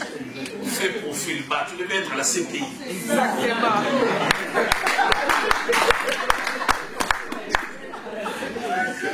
Laisse les choses revenir calmement. Regagne le cœur de l'autre. Regagne la confiance de l'autre. Et puis les choses reviendront les choses reviendront petit à petit à la normale. Et dernier élément que je touche parmi les remèdes avant que mon épouse vienne conclure, la confession totale. Et là, j'aime insister pour le ou la partenaire fautive. Le problème est bien réglé quand la confession est faite totale. Ça permet de tourner la page une fois pour toutes. Je lui avais acheté ça. Je lui avais en voyage à tel endroit. Et puis aussi, ne cache pas certains éléments. Parce que si elle vient découvrir encore d'autres éléments nouveaux, ça va y avoir la terre.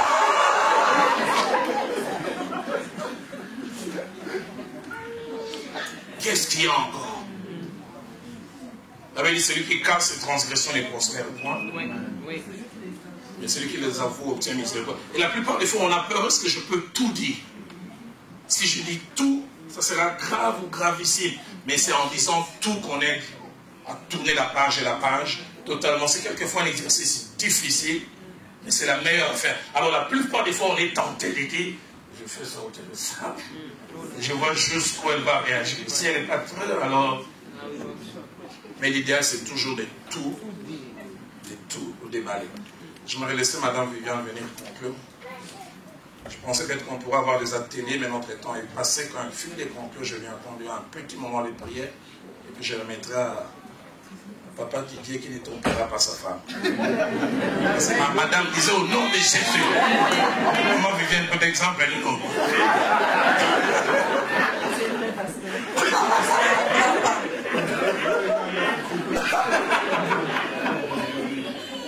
Je retire. Eh, madame, elle a touché. Ok. Juste une petite conclusion. Le but de cet enseignement est d'abord, de nous mettre en garde, comme le pasteur l'a dit dès le début, et de nous prévenir sur l'infidélité. Parce que 1 Corinthiens 10, 12 nous dit, celui qui croit être debout, prenne garde de tomber.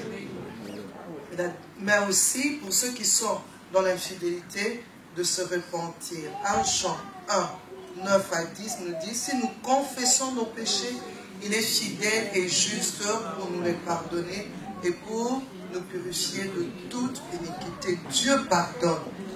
Il n'y a pas de grands et de petits péchés. Il pardonne tout péché. Il suffit seulement de reconnaître, de demander pardon et Dieu pardonne. Le problème, c'est parce que nous ne voulons pas reconnaître.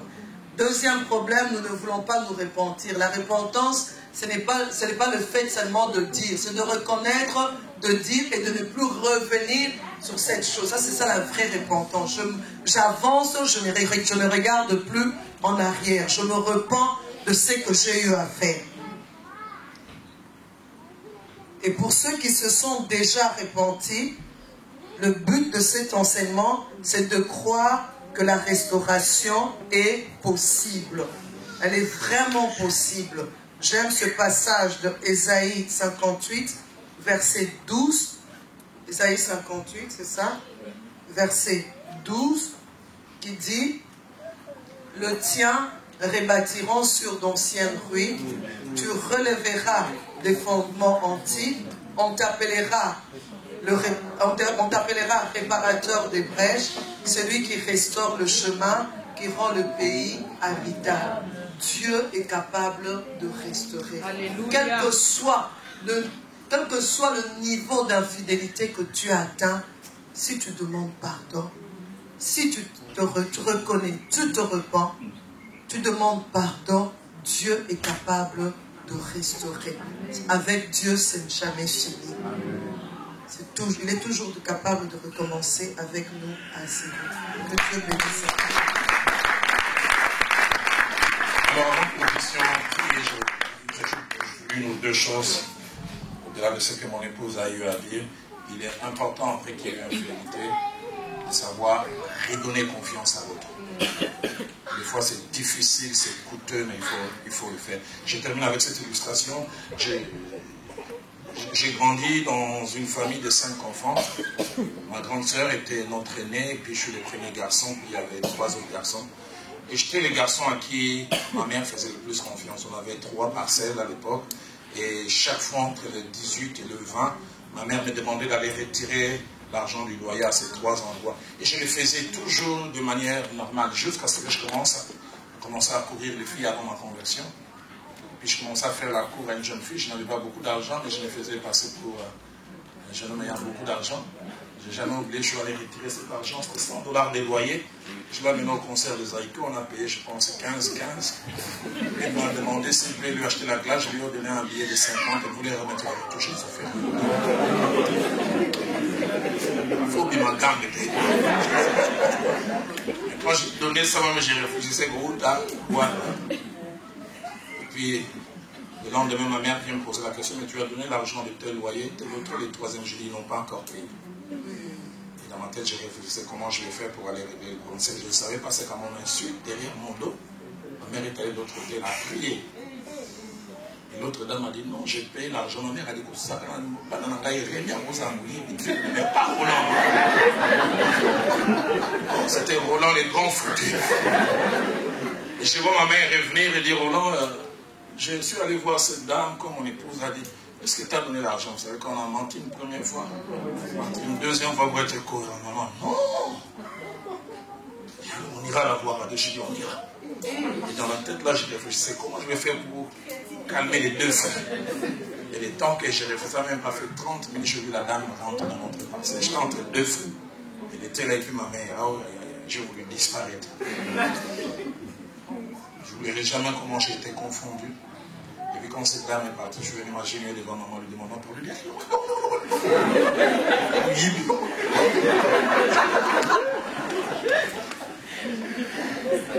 Et le soir, mon père revient, ma mère en parle à mon père, j'ai suivi la conversation. Ma mère disait non, il faut un vrai nom de famille. Toute sa soeur et ses frères doivent savoir que leur frère était un voleur. J'ai jamais oublié, mon père disait non, Roland est notre premier garçon, il va perdre l'autorité devant les autres. Garde ça. Ma mère disait alors désormais, c'est Rémi qui commençait à retirer l'argent.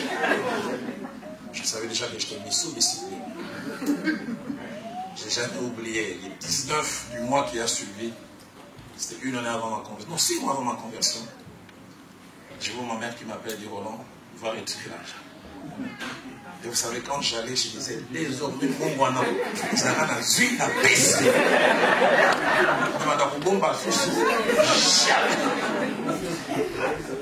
Pourquoi? Parce que j'avais perdu la confiance et je ne méritais pas qu'on me la redonne. On me l'a quand même redonnée. Et c'est 5 ans après ma conversion que je suis allé voir ma mère une fois en pleurant. J'ai dit, maman, tu n'as aucune idée. L'un des plus beaux cadeaux que tu m'aies fait sur le chemin de la vie, c'est de m'avoir redonné une confiance que je ne méritais pas. Tu te souviens de telle occasion où j'avais fauté et moi-même je savais que je ne méritais plus la confiance. Et je pense dans le couple avec le Seigneur, on peut faire ça. Alléluia. Dire, j'ai décidé de faire de nouveau confiance. Et l'autre chose que je voulais dire, mon épouse aussi en a parlé, quand la confiance est brisée, on devient susceptible. Et dans la susceptibilité, on en veut à l'autre, mais on s'en veut soi-même. J'ai été naïf, je ne regardais pas trop, je ne contrôlais pas trop. Et quand cette confiance n'est pas remise, alors on devient trop regardant. Et il arrive que l'autre s'est amendé, a vraiment changé. Alors désormais, il revient sur son téléphone. Et ça peut irriter encore l'autre. Qu'est-ce que tu cherches? Apprendre à faire confiance totalement. Et toi aussi, si on te fait de nouveau confiance totalement, change aussi. Parce que si quelqu'un fait de nouveau confiance et il y a réchue, difficulté de guérison. J'aimerais qu'on se lève. Je voulais ceux ou ceux qui ne sont pas à côté de leurs hommes, s'ils sont là, je veux qu'ils se rapprochent les uns des autres. Déjà chez nous en Afrique, l'infidélité avait comme conséquence divorce et autres est devenu un fléau, et même dans l'église, tristement. Je voudrais qu'on prie les uns avec les autres. Viens, tu peux t'annoncer. Prie pour ton conjoint, ta conjointe en disant Seigneur, aide-nous à vieillir ensemble. que les corps de mon homme ne soient qu'à moi, l'exclusivité de ma femme à moi, l'exclusivité que nous puissions refuser. J'avais à cœur qu'on puisse même prier aussi pour la santé physique. Garde mon homme, garde ma femme en bonne santé, que la maladie ne vienne pas nous diminuer. Aide-moi à être des modèles et des exemples pour nos enfants. Élevons nos voix, prions pour nos couples, nous qui sommes ici. Si l'homme et la femme ne sont pas là, il va aussi quand même élever la voix et prier. Élevons nos voix et prions. Je voulais appeler le pastoral. Ils vont après ces continuer à prier l'un après l'autre, maman d'abord, puis papa, tous les enfants qui sont ici. Parce que quand ils vont regarder les millions nous allons chanter. Ceux qui connaissent vont chanter avec moi.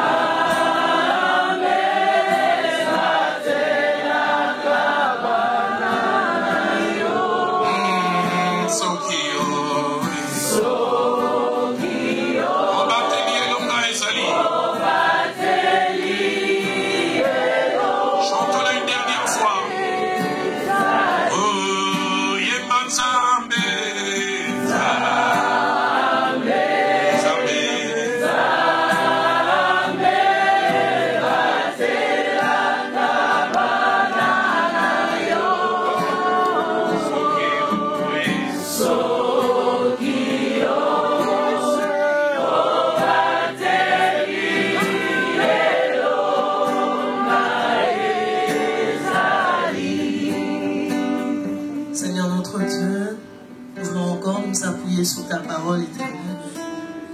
Seigneur, la Bible dit, la corde à 3 fils ne seront pas facilement. Amen. Seigneur, nous voulons nous appuyer sur toi, éternel. Nous savons que lorsque nous t'associons, Seigneur, dans nos couples éternels, nous ne serons pas confus, éternel. Nous ne serons pas dans la désolation, Yahweh. Parce que tu vas éloigner nos regards, nos pensées, notre esprit de tout ce qui ne te glorifie pas, Seigneur. Yahweh, ma prière est levée dans mon cœur que tu puisses nous souder encore. Seigneur, par ton esprit, rends-nous, Seigneur, mon Dieu, plus fort, oh Dieu. Et que le diable reste dans l'étonnement de nous voir, Seigneur, attachés à ta loi. Seigneur, attachés à toi. Attachés, Seigneur, mon Dieu, à ta parole, oh Dieu, qui est la vérité. Merci de le faire encore, au nom de Jésus. Seigneur, alors que le monde est en perte de modèle, alors que le monde, Seigneur, n'a plus de référence par rapport au couple, nous prions que tu lèves au milieu de nous, Seigneur, des couples totalement différents. Car la Bible déclare que si l'Éternel le bâtit, ceux qui bâtissent travaillent en vain.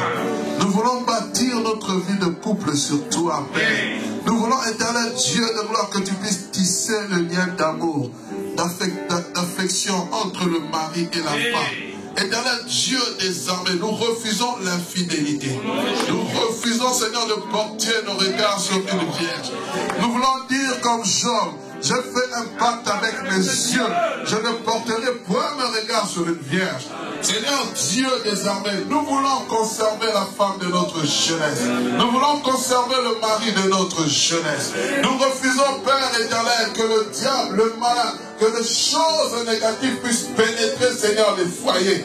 Car, Seigneur, les conséquences et les causes sont désastreuses. Seigneur, un plaisir d'une minute, de quelques secondes, de quelques minutes, Seigneur, a des conséquences par rapport à nos enfants, par rapport à notre progéniture. Et nous prions, éternel Dieu des armées, conserve-nous purs. Conserve-nous purs dans ce lien de mariage. Que, Seigneur, notre lit conjugal soit exempt de toute souillure. Éternel Dieu des armées, et je prie comme l'a demandé ton serviteur, l'a dit ta servante, qu'il y ait un esprit de pardon, Père. Qu'il y ait un esprit de pardon entre nous, éternel Dieu des armées. Même lorsqu'il y a des discussions, Seigneur, Dieu de gloire, vive. Nous prions, éternel Dieu de gloire, que l'humilité soit l'empreinte de notre couple. Père éternel, que ta vie, la vie chrétienne, Seigneur, dans la vie de couple soit là. Seigneur Dieu de gloire, qu'il y ait des moments de prière ensemble, qu'il y ait des moments de pleurs ensemble, qu'il y ait des moments de réconfort ensemble. Seigneur, la Bible dit que, Seigneur, deux valent mieux qu'un, car si l'un tombe, l'autre sait le relever. Seigneur, que mon épouse, ce soit celle qui puisse me relever lorsque je me sens faible, même sur le plan spirituel, même sur le plan sexuel, Père, qu'elle sache me relever, éternel Dieu de gloire. Oui, Seigneur Dieu, désormais, je prie pour le couple de l'amour. Je prie pour le couple, Seigneur, chrétien. Seigneur Dieu, désormais, qu'il marque la différence. Seigneur, nous voulons marcher à contre-courant. Alors que le monde est en train de prôner l'homosexualité, alors que le monde est en train de prôner, Seigneur, le pacte, alors que le monde est en train de prôner le concubinage, oh, l'union libre, nous voulons prôner le mariage. Nous voulons dire qu'il n'est pas bon que l'homme soit seul. Nous voulons dire qu'il n'est pas bon que l'homme soit seul. Je lui ferai une aide semblable. Et comme le dit ton serviteur, un mariage fondé sur Christ ne peut jamais, Seigneur, être ébranlé. Seigneur, nous prions, oh Dieu, que nous soyons vraiment des chrétiens, Seigneur, qui marquons la différence. Car la Bible dit, vous êtes la lumière du monde et le sel de la terre. Seigneur, bénis, Seigneur, les couples. Bénis les couples. Et s'il y a un couple en perte de vitesse, Seigneur, que ces enseignements puissent les restaurer, puissent leur redonner confiance, puissent les amener encore plus loin que maintenant. Éternel Dieu des armées, nous voulons, Père, que tu renouvelles notre amour envers, Seigneur, le conjoint, envers, Seigneur, l'un de l'autre, Seigneur, afin de marcher en nouveauté de vie avec toi. Gloire, louange, honneur te soit rendu. Nous t'acclamons très fort, toi qui es